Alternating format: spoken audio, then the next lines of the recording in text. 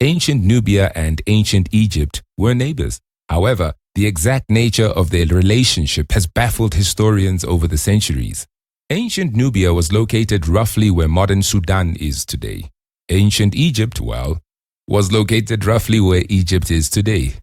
Like all neighbors, these two ancient African states had traded amongst each other, fought and conquered each other, and generally influenced each other.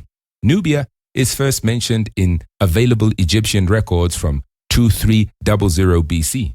It's possible, however, that these two countries had interaction before that date. Egypt has had the tendency of being oriented towards the region of Levant, or what is known as Asia Minor or the Middle East.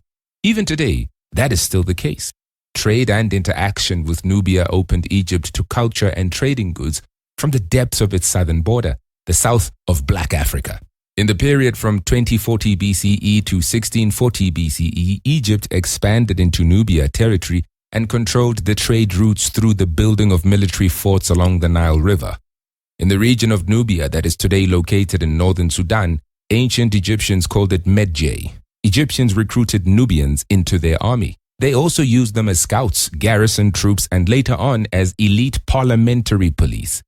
Egyptians conquered Nubia at various times. Nubians, in the time of the Nubian Kushite Empire, conquered Egypt and ruled Egypt from 744 BC to 656 BC, ruling as what historians now call the 25th dynasty of Egypt. In 656 BC, however, the 25th dynasty was kicked out of Egypt by the Assyrian Empire. The Assyrians then installed native Egyptians as puppet pharaohs, what is now known as the 26th dynasty of Egypt. Later, Egyptian dynasties tried to erase the memory of the Black 25th dynasty to make it seem as if it never existed. Some authors or commentators, especially on the internet, have made this action seem like it was driven by some form of Egyptian racism against the Black Nubians. Maybe that is true. After all, many ancient societies were surprisingly intolerant. But there is no historical evidence to support the fact that the attempt at erasing the memory of the 25th dynasty was driven by racism. Throughout history, and especially in the old days, human beings tried to forget about embarrassing or unpleasant events in their history. For instance, events like being conquered and colonized. Take this other unrelated example of an event that occurred during the rule of Egypt's 18th dynasty, which was largely considered as an embarrassment by ancient Egyptians. The native Egyptians attempted to erase history after the pharaoh Akhenaten replaced the traditional ancient Egyptian religion with the worship of Aten, that is, the sun disk. When the pharaoh died, the Egyptians tried to remove all traces of his religious adventure, including destroying his tomb, the temples, and statues he had built, and even erasing writings. Many people, more or less, know what happened to ancient Egypt. That is a subject that this podcast will also cover in the future. However, as regards to Nubia, not many people know what became of it. So here's a very brief rundown of what became of it.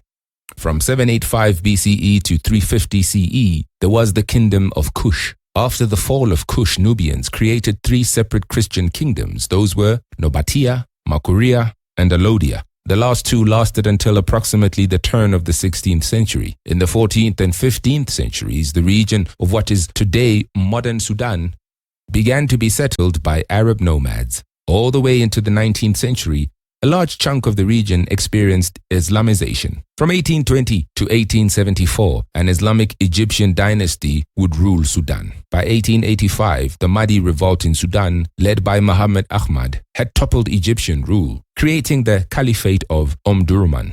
This caliphate would be taken over by the British in 1898, who would in turn govern Sudan and Egypt as a single state. On New Year's Day, 1st January 1956, Sudan proclaimed independence from Britain.